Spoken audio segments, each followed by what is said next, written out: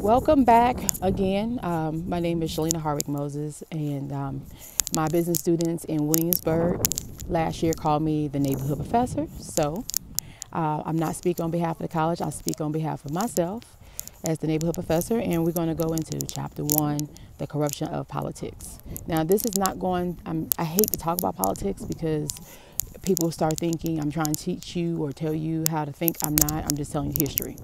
So on page 1, I'm just going to read what I underlined. And so the first sentence says, I start with one of the biggest factors in the decline of our civilization, the politics of entitlement. Now, here we go.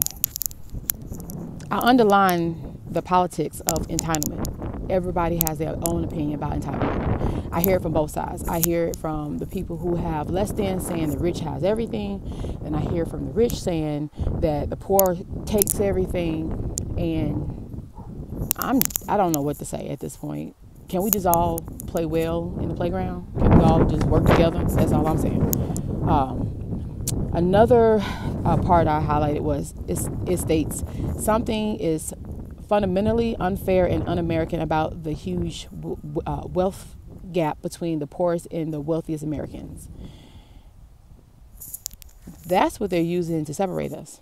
So you have one side saying they can go to college. I did. I got my money the hard way. Then some people saying they don't know how to go to college and get the money. No one telling them. I don't know what to tell you. All I know is I am the first college generation to graduate on both sides of my family. I have 4 college degrees. I have 2 honoraries, so 6 college degrees. And I promise you, I ain't paid for none of that. And the only reason why I have student loans is because I was stupid and bought sports cars and stupid stuff in college. Had fun though, in New Orleans. So I'm telling you, don't do the crazy stuff I did because I'm paying for it. But there is money. And as a military wife, I would tell you there is money out here. I did not pay for my MBA. There's a lot of money out here. I didn't pay for nursing school, but doesn't mean that it wasn't easy. I mean, it doesn't mean it was easy. It doesn't mean it was hard. It was a hustle. So I don't know. It's up to you. Not everybody has the motivation to go to college for whatever reason. And like I tell my students, you can make money in the trade. When the economy crashed in 2008-9, it wasn't my college degrees that paid the bills. It was me being a pharmacy technician that paid my bills. So if you do have a college degree, good job, congratulations. But there's nothing wrong with having a trade. So please stop this, poor versus rich fight. Somebody was poor once upon a time. So if you got a lot of money, good job. Either you worked hard or your family, your ancestors did. And if you're not there yet, keep working. You'll get there if you put your mind to it. Here, the next thing I underline says, most importantly, they claim only the government has the resources to correct this inequality. The government have a lot of information out here.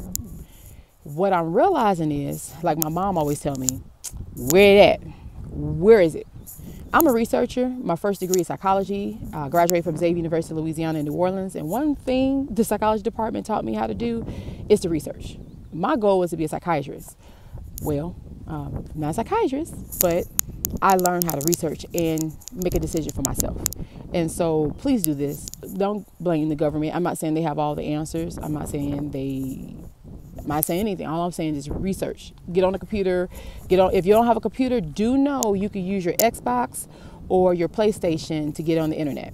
So while your kids are doing the homework, if you don't have a computer because the library is closed, I use the library a lot, which is why I have these. I love the library. But find a way to try to get as much knowledge as you can. Next, I put a big star. See here? Look, a big star here. It says, they promote a sense of entitlement. The American idea of entitlement argues that because you were born into a rich society, other people owe you something. The idea has become pervasive in our culture. It underlines the basic assumptions behind the idea of a wealth gap. Okay. I ain't gonna say nothing on that one. Next is I underline the idea of entitlement lies at the root of many of our most serious cultural problems. Now that's key. A lot of these problems, are cultural, and history keep repeating itself because people don't want to learn history. And like I tell people, if you say you hate math, then you hate money. So you broke. I love math. So I love money, but not at the root of all evil. You know what I mean? I'm saying what it can do. It can change lives. So next I have, I'm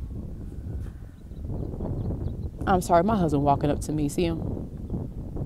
So I'm in the middle of this video and I'm going to have to cut it, see what he wants, and come back.